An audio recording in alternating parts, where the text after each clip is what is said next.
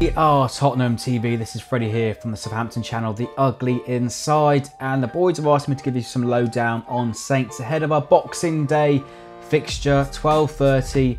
A lot of sore heads.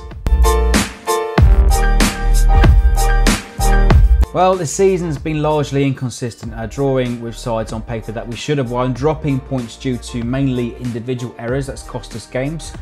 We've failed to find any sort of run of form or string together any sort of a couple of wins. So we're struggling with consistency, and I think it's largely been down to Pellegrino's irregular team selections. I mean, every week he's selecting or making changes to at least 4 or 5 to the matchday squad. And it's baffling to every fan that watches Saints every weekend. We can't understand why some of our record signings in Hoots, you know, Lamina, Buffal, sitting on a bench for the last few weeks.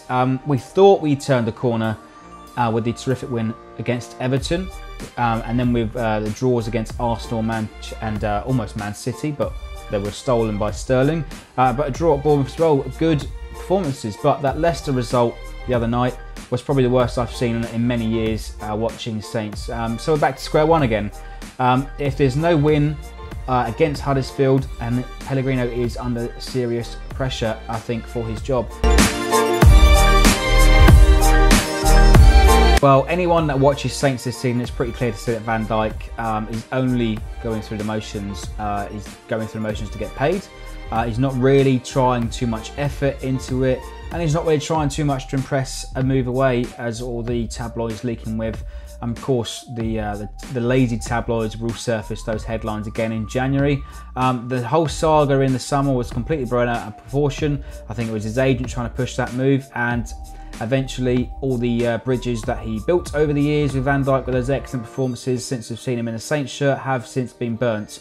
And Saints fans yet to sing his name this season.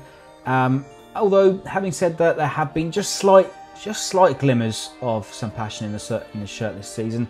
But ultimately, don't really care who he goes to as long as it's not Liverpool.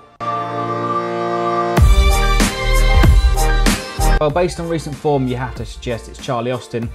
He's our top scorer this term so far this season, and he was overlooked for the first half of it, regularly coming off the bench for cameo appearances. Scored his first goal in the second game against West Ham in that penalty, but his efforts pretty much weighted off the bench, coming on the last 15-10 minutes. Can't really make an impact that way.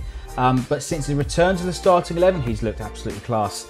He's been given the service, scored 2 excellent headers against Everton, and he scored four goals in 4 matches during that run. And you can see he's passionate. He wants to be in that 11. Gabbiadini, on the other hand, I think has been a little disappointing this season. I think, like the rest of the squad, regularly starved of service. And but what he does love to do, he runs in behind, so he might be able to cause you a few sort of problems on the day at Wembley. But he goes unnoticed by his teammates, and we need to get the service to him.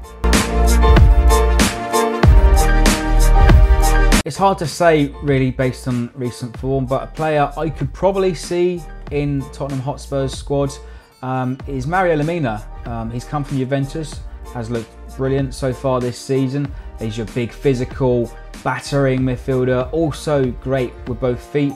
He can find a pass, and he bounces players off his shoulder, very much maybe in the same mould as sort of Victor Wanyama. Don't get any ideas, but he's very committed, very passionate. Fans already sing his name, already starting to become a bit of a cult figure. And if he can find consistency this season, recently he's been out with some smaller sort of injuries, but if he finds form, he's an early contender for our Player of the Year easily. Even though you reckon you've had a bit of an inconsistent season, that's nothing compared to Saints, honestly. At least when you're playing bad, you're still managing to get a result here or there, draws or wins, you know, by the narrow margins, but we tend to sort of roll over and capitulate. Obviously, you've got some excellent players in Harry Kane, Eriksen, and Son recently scoring the goals. So definitely some threat that we need to be aware of. And I'm sure the Saints squad will know a lot about Harry Kane for the match on Boxing Day. It's becoming increasingly difficult to predict Pellegrino's lineups. He makes a handful of changes every single week. It's like he's got a little hat, he pulls the names out of it. Honestly, we can't even begin to predict what sort of lineup we're going to play at Tottenham. And we've questioned that on our channel. you know, whether he even has a clue what his best 11 is. And I think it's worrying to think that we're already at the halfway stage of the season and we've been largely disappointed and he doesn't know it. But I can only guess, my best guess, the squad at Wembley. I think we'll definitely see some rotation, a lot of games coming up this week. But my guess would be probably 5 at the back, have a few players return, the players that missed out against Huddersfield. We'll have Forster in goal with probably Jack Stevens alongside Van Dijk, Wesley Hoot in the back 3 centre-backs. As a right wing-back, I'm going to go for James Ward-Prowse with Cedric being injured and probably not fit for this match. And on the other side, Bertrand may not be fit either, but assuming that he's not, I will go Matt Targett, assuming that Sam McQueen starts against Huddersfield. Targett doesn't really offer too much going forward, but his deliveries are excellent, but he obviously puts a lot more in for his defensive duties.